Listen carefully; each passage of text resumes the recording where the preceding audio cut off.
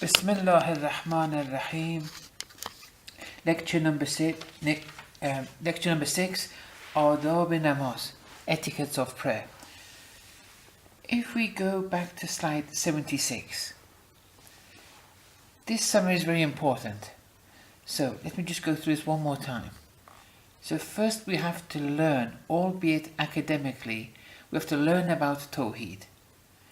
Okay, and then that which the aql has learned and understood, now this has to be penetrated into our hearts. For this penetration to happen, a number of etiquettes are important. One is that the heart has to be composed with the might of Lordship, the idea that huwa al-awwalu wal-akhiru wal-dhahiru wal-batin.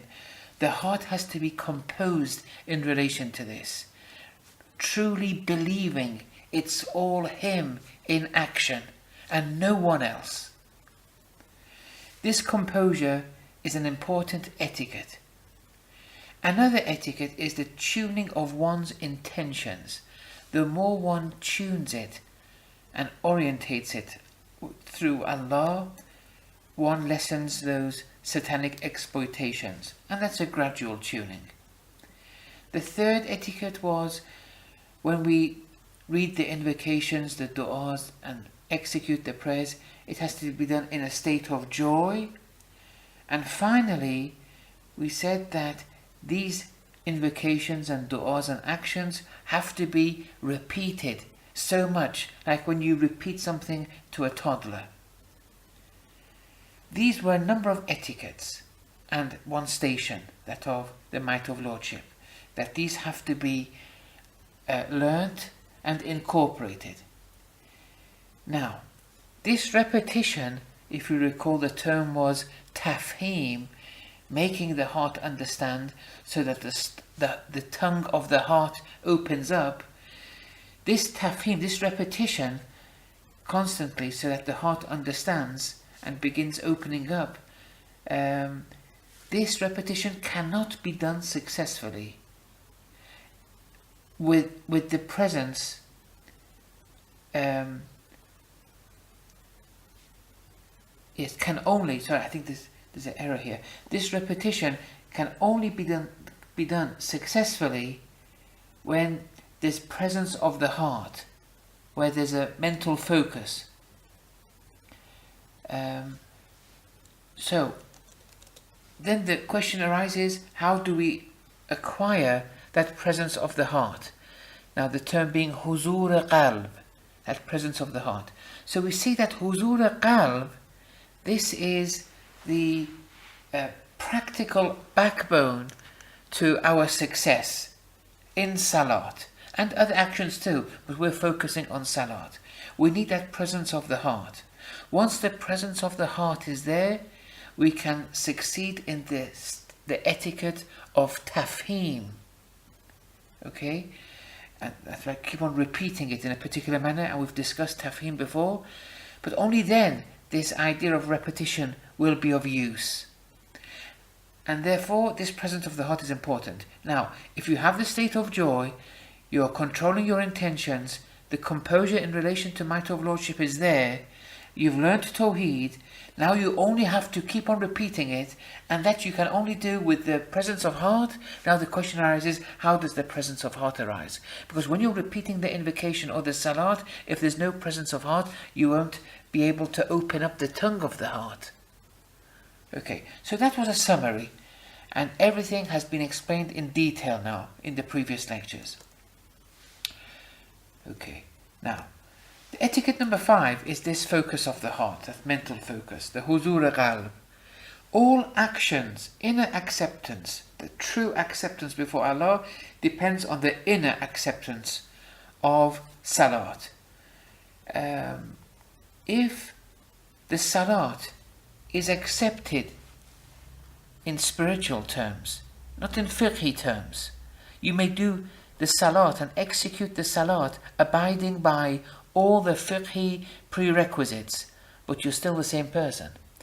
But if you abide by all the inner etiquettes of the salat and therefore a true spiritual salat is realized and actualized, all your other actions will be accepted by default. And what I mean by default is, as a result of your true spiritual salat, the positive consequences of that will thrive throughout you. And then in all your other actions you will succeed. Now, the salat's inner spiritual, batini acceptance depends on the presence of the heart. Okay, that huzur qalb. Because when we mentioned the previous etiquettes and we ended with that repetition, then we said it all depends on huzur qalb now. If you abide by all those preceding etiquettes, you're in the making of a true salat.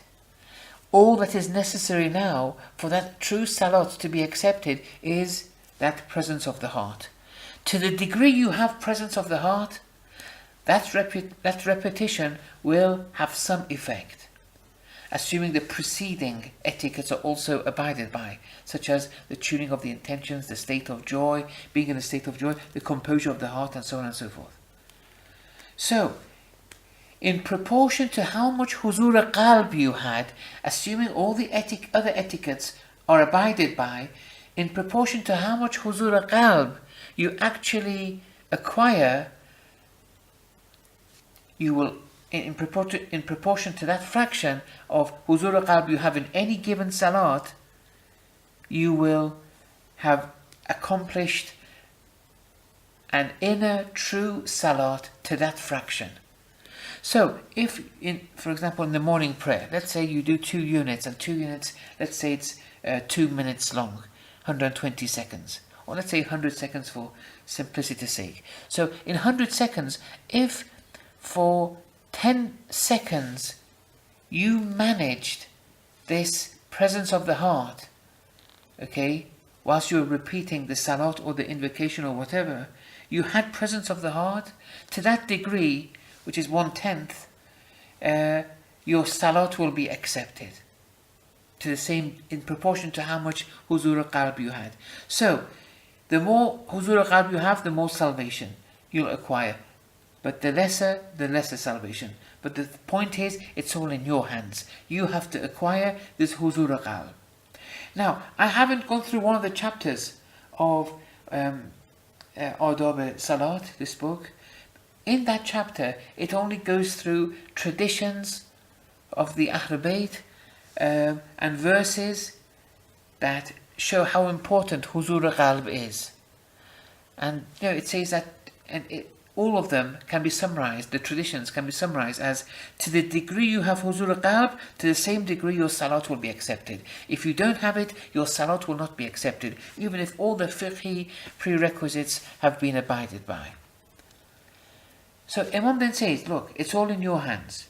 You've seen the traditions. For those who are interested, if you go to the first series of Adab Salat, which I gave, there are about 13 lectures. If you go through the last 4, it's good. In one of those last 4, I go through all the traditions one by one. But there's no need right now. So Imam says, you've seen the traditions, you've seen the verses, you've used your intellect now to show that huzur qalb is vital. Okay? So, it's now time for action. The aql says huzur qalb is pivotal. Traditions have said so, verse of the Quran have said so, now it's time to act. And then Imam says, don't leave it too late, because by leaving it too late and saying I'll do it later and later, you're wasting your time. And then he says, in old age, when you keep on delaying everything, there are things which are very difficult in old age, which you can't appreciate now. So the earlier the better. Okay.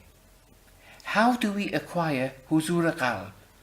Imam first goes through the old school suluk wayfaring method. He says, look, what the old school in spiritual wayfaring had suggested was this, that you have to avoid the obstructions to mental focus. Anything that obstructs that presence of the heart, that mental focus, you have to avoid it.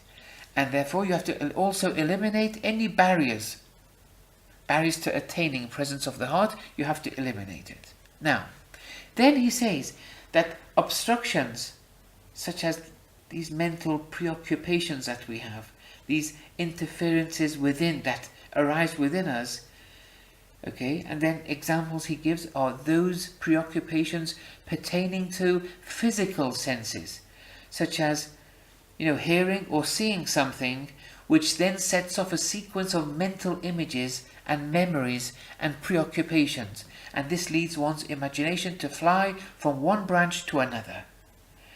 So there's a physical trigger that you've seen, heard, smelt, tasted, touched, and so on and so forth. This, depending on the actual quality of that sense, this reminds you of something. It triggers a memory, or something that the mind then wanders now.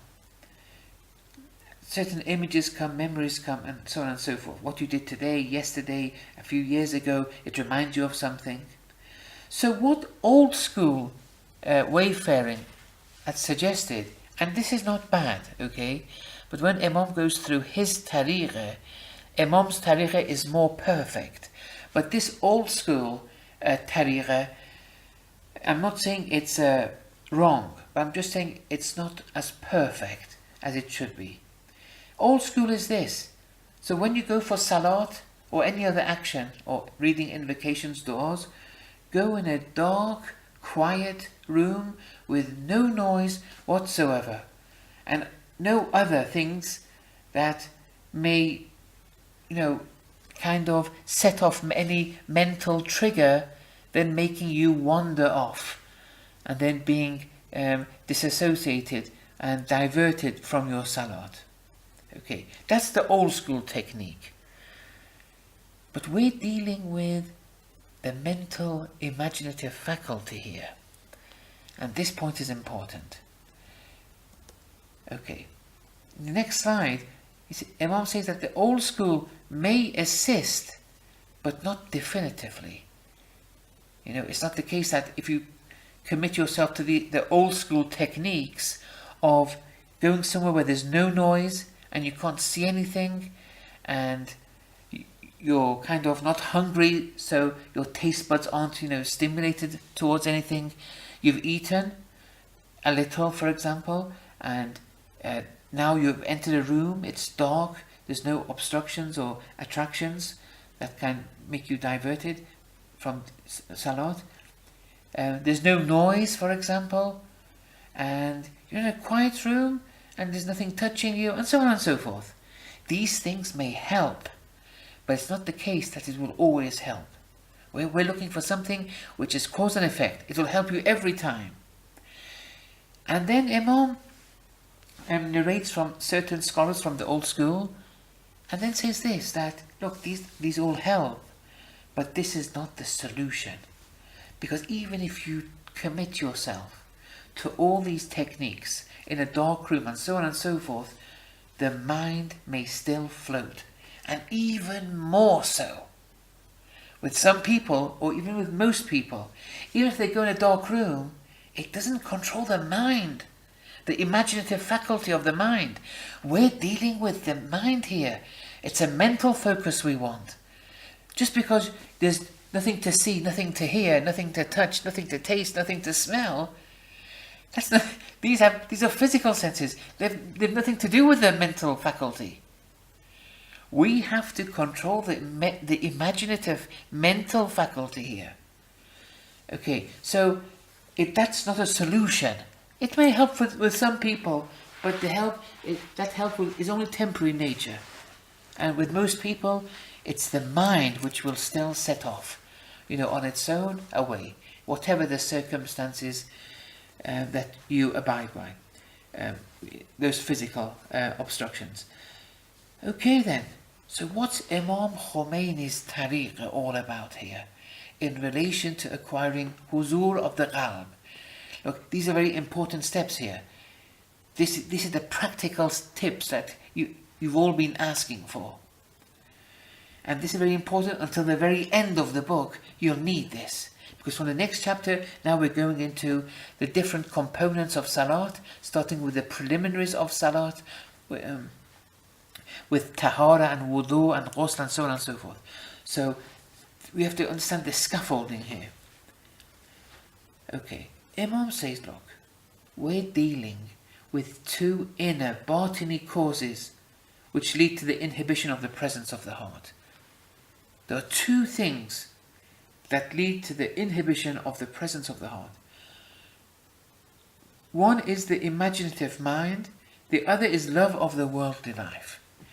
These two are separate, and Imam mentions them separately. These are the inhibitory causes that hinder your acquisition of huzur qalb. Therefore we have to understand what these two are, and then how these two can be tamed and controlled.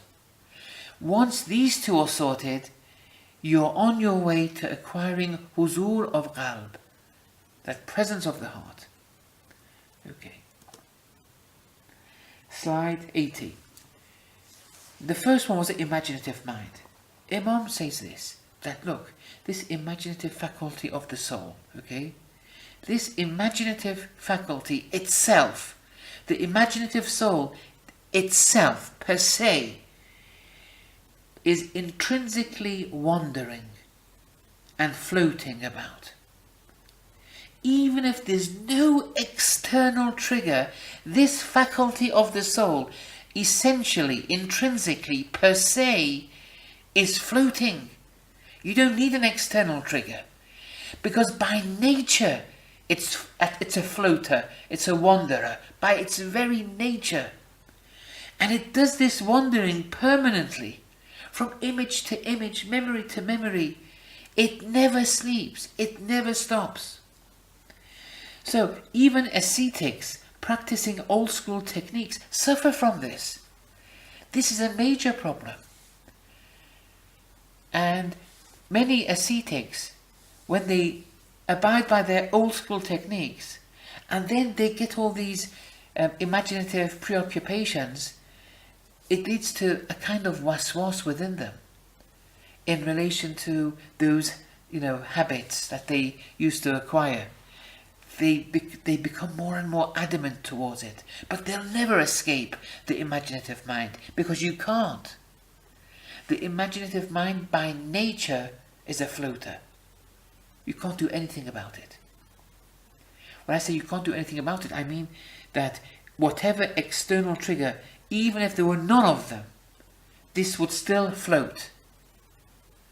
That's what I mean by it permanently, floating and escaping from image to image, irrespective of whether in the outside world there's any trigger to any of your senses. Because even if there were no trigger, this would still float around.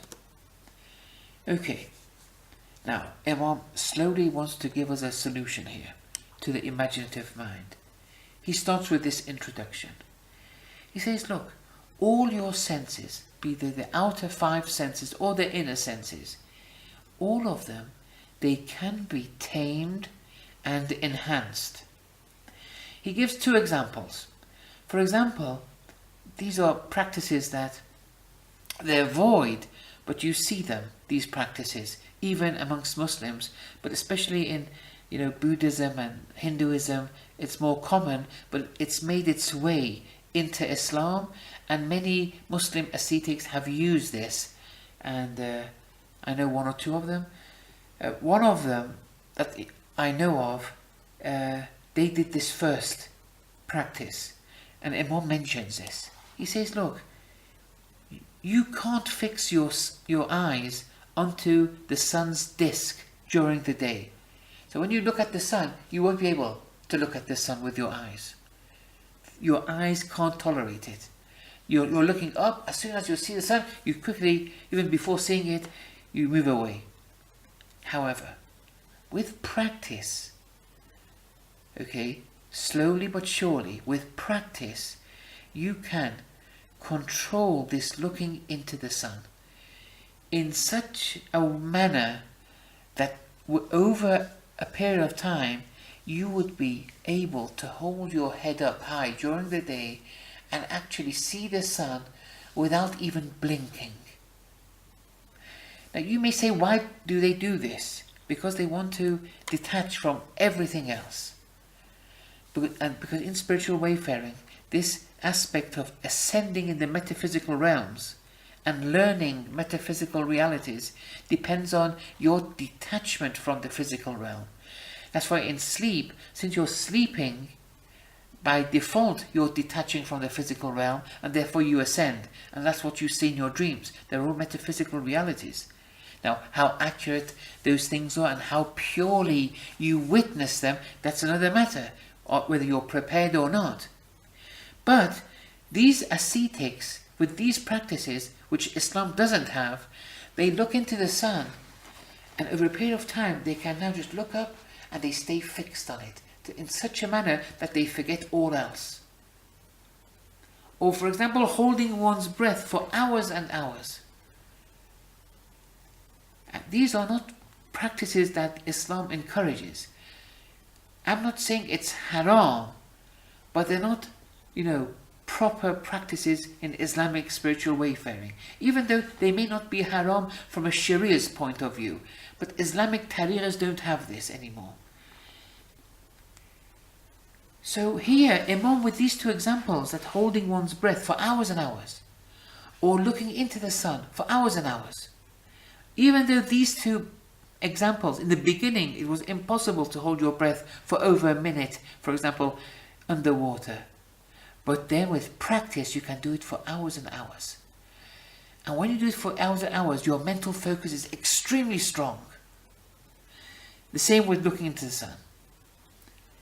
So he says these senses can be tamed, can be enhanced.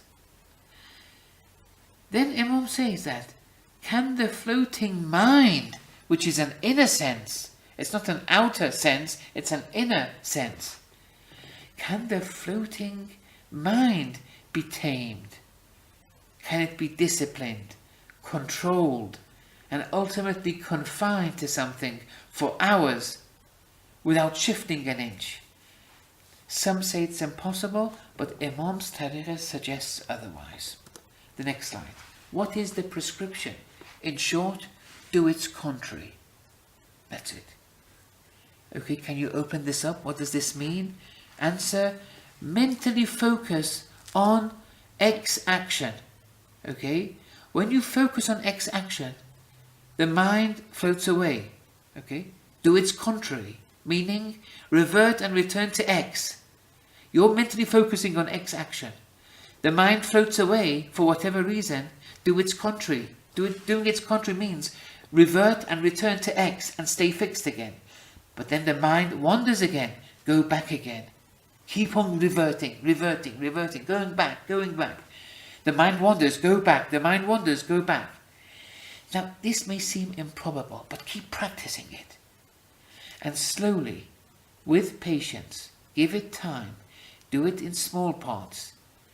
See yourself as in total need of Allah. Have no despair, because it's very difficult in the beginning. Don't have any despair. See yourself in need of Allah. Believe that He will help. Believe this. Okay? You do its contrary. So if it's salat, and you're for example, occupied, let's look at the next slide. I'll open this more now. So, if a tenth of the salat, or more or less than a tenth, you manage to mentally focus on something, you have huzur al-qalb for that amount of time. In the beginning, in salat, it may be only a tenth or a 20th of the salat before the mind wanders. But then, over time, you see, then it's now a tenth. Now a fifth of your salat. You've managed to mentally focus on something and confine the imaginative faculty on that X thing in salat, for example, or that dua, or that invocation, without the mind wandering. In the beginning, it was awfully difficult, because every time you went back, the mind wandered off somewhere. It made you remember someone, something, some memory, some image came to mind. You went back again. And for all your salat, maybe in the beginning, every time you go back, the mind wanders again. So nothing has been acquired, huzur qalb wise. But then you try the next day and the next day. And then slowly but surely, with ultimate patience of yours, that telling Allah that you're in total need, believing that He will help you, never having any despair, believing that this will happen. The other side of the dialogue is Allah here. You're doing your best here.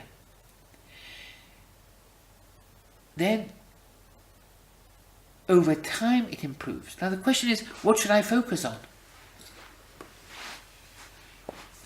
What should the focus be on? Now sometimes you're for example, giving a invocation, reading a dua, a dhikr, the focus should be on that dhikr and its meaning. And then the mind wanders away, go back to the meaning. Then the mind wanders away, go back to the meaning. For example, we do tasbih of Lady Fatima, Her Holiness, alayhi salam. Yes, this is, if you keep on with what Allahu Akbar, Alhamdulillah, Subhanallah. The mind wanders, go back. The mind wanders, go back. Keep on going back. You've done the whole tasbih, you are always wandering around. Next day, you do it. 2 beats were done with huzur qalb. That's good. The next day, keep on doing it. Do its contrary, meaning keep on going back. Keep on going back to the Allahu Akbar or the Alhamdulillah or the Subhanallah of your tasbih. Keep on going back. Then you mentally focus on the meaning. Then you wander off again. Then keep on going back. Now, in Salat, what should one focus on? It has stages. For example, for me and you as beginners, you focus that you're now standing before Allah. The mind wanders, go back again. I'm before Allah. I'm standing before Allah. The mind wanders, I'm standing before Allah. And so on and so forth. When you say takbir, the mental focus should be on takbir. In ruku, it should be on ruku. In sajda, it should be in sajda. In the recitation of the surah, it should be on the recitation. Now, each of these components have esoteric meanings. And your mental focus should be on those esoteric meanings. The mind wanders, go back to those meanings. The mind wanders again, go back to those meanings. There are stages to what one has to mentally focus on. So, this is how we can tame and then enhance the huzur qalb, that mental focus, to such a degree you can then confine the imaginative faculty of the mind to that X thing and nothing else. Over time though, it's like looking into the sun. Over time, this can also be tamed and enhanced. This sense of huzur qalb, that mental focus. But this is very difficult. So the question arises as, where are we to find the resolve to maintain this practice? Next slide. Right, a number of things here. Imam first says, because you want to now acquire the resolution to do this. The resolution to acquire that mental focus. You know how we've now learned how to acquire, although it's only one of the 2 components that we've covered so far, and that is the imaginative mind being tamed and controlled and confined. And that's by doing its contrary, which means reverting, continuously reverting back when you're occupied in that particular X action. Now, how do we acquire the resolution to perform this? This needs a lot of resolve. Here, first, you have to focus on the notion that you're all needy. You're wholly, with a W, in need of Allah subhanahu wa ta'ala. If this is incorporated within you, and this you have to incorporate before you practice the huzur qalb, and that the aspects that we spoke about, tawheed and that might of lordship, should have helped by now. That you're wholly in need. This gives you a very strong push towards wanting to acquire that huzur qalb. But something else then Imam mentions. He says, look, the love of any X thing emanates from seeing X's results. That's why, for example, we love the dunya. We see so many results of the dunya, and then because of that, we acquire a love of the dunya. In relation to the dunya, no one needs to be taught to be attracted towards the dunya. We don't need a prophet to invite us toward the dunya. Our inner constitution by nature goes towards the dunya. Our nutritional appetite, sexual appetite, prestige appetite, wealth appetite, title appetite, and so on and so forth. The prophets came to show us how to tame this attraction and channelize it accordingly. Okay? Now, for example, to eat in a particular way, to satiate one's sexual appetite in a particular way, and so on and so forth. Now, we want to acquire resolve, to acquire this resolve and resolution, to then go through this wayfaring of acquiring the presence of the heart. In addition to acknowledging that you're all needy, Imam says, look, the reason you love the dunya is because you've seen its results, and that's attracted you. You, in order to be attracted and love anything, this love emanates from seeing the results of that thing. You look at what the results of salat are. Okay? So with salat and presence of the heart, we have to deliberate on this. Deliberate on salat. Deliberate on the results of salat. Study it. See the verses. See the traditions. Read the books of the ulama and what they have experienced in their salat. What they've experienced, for example, in their invocations. And this will be academic, but it's okay to start off with, until you see the effects. And that seeing arises as you gradually acquire true presence of the heart. Then you begin to see the metaphysical realms. It's not an academic endeavor anymore. Once you start seeing, you will never stop in your occupation in the tariqah. You'll always be attracted to it. Once you see the fruits, it will always be pushing you now, even stronger than before. Before, you were pushed towards doing salat because you read the verses, the traditions, the rewards, the results, and that made you academically want to love salat because you looked at the good, positive results of salat.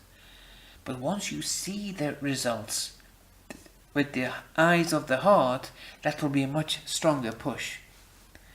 So, in order to acquire that resolve and resolution, that idea that you're all needy, and also, that's important, and also by studying the traditions, studying the verses of salat, and seeing how good it is, that love of that salat will slowly come, giving you that resolution to act in relation to acquiring the presence of the heart. That was component step 1 finished. We've now done one of the 2 components of acquiring huzur of the qalb. Now this is very important.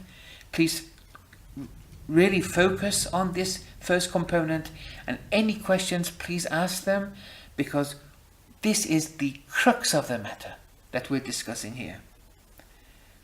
Okay, now the second component that we have to control in order to acquire presence of the heart, the second inhibitory cause was love of the worldly life. The first was the imaginative mind. Even if there was no love of the worldly life, that mind will still wander. Okay, so both of them are important. Both features are important to control, both components. We've now learned how to tame and control the first. Now Imam wants to go through the second. Now, he first starts with an introduction by saying, look, people's inner constitution is such that whatever they like becomes the direction of their attention. Whatever they like, car, house, money, whatever, that is where their attention span is, bounded by, what it's bounded by. One is always attentive to what they like. If it's a big car, a big house, that's what they're always thinking about. Now, if that thing which they like, let's call it X, hinders their deliberation and attentiveness towards Allah, okay, that you were attentive to Allah, but then you liked something else which hindered your attention and attentiveness towards Allah, were that X to lessen, that attentiveness to Allah that you had will return in proportion. This is the fitrah now. To a degree you veiled it, you've lost Allah. To a degree that preoccupations that veiled your fitrah have been taken away or they've lessened to that degree, in proportion to that degree, you will then recall Allah and be attentive towards Him. This was just an introduction Imam gave. Now, then Imam says this, a very delicate point. He says, look, the disciples of Allah, okay, they see Allah's attributes in all things. Whatever qualifies as a thing, they see it as a manifestation of Allah's attributes. We see the sun, the moon, plants, animals, they see Allah's attributes and they don't see it with the physical eye. We're limited with the physical senses, we see the physical sun, the physical moon, but they see Allah's attributes manifesting and the heart is seeing it. And that's why some traditions attribute it to Amir al-Mu'mineen. They say, the Imam Ali alayhi salam says, I do not see anything save that I see Allah with it. It's all Allah. It's all Him in action, in play. The whole cosmos, it's all attribute after attribute. All His attributes are in play, all of them, moment to moment, thing to thing. Then Imam mentions this hadith from the Holy Messenger who says, by Allah, I swear, that over my heart becomes dusted. It becomes dredged, becomes covered, dusted. And so I seek forgiveness from Allah 70 times a day. Imam gives a one-liner here, in a very concise form. In one line he mentions something. It's incredible. It's one of the secrets. It's a code he opens up in understanding the Ahlul Bayt, in understanding the Holy Messenger. That the Holy Messenger, because of his dealing with people, it's as if his heart becomes dusted. Dust gathers around his heart. And so he seeks forgiveness 70 times a day. Now, we've said that the disciples of Allah, they see Allah in all things. And Imam says, yes, they do. They see Allah in all things. Even bad things, even in vice, even in haram things. But when they see a haram thing, or a bad person, or the dunya, dominating around them, when they see this, they're still seeing Allah. They're not veiled from Allah. They're still seeing Allah. However, seeing Allah through haram things or people, and by haram I don't mean only Sharia harams, even tariqa harams. Some things are not haram according to the Sharia, but they're poisonous according to the tariqa. Any negative, any unethical, un-irfani, un-Sharia thing, action, behavior, when they're seeing it or them, they're still seeing Allah in play and Allah's attributes. But seeing Allah's attributes through such bad things is extremely burdensome for them.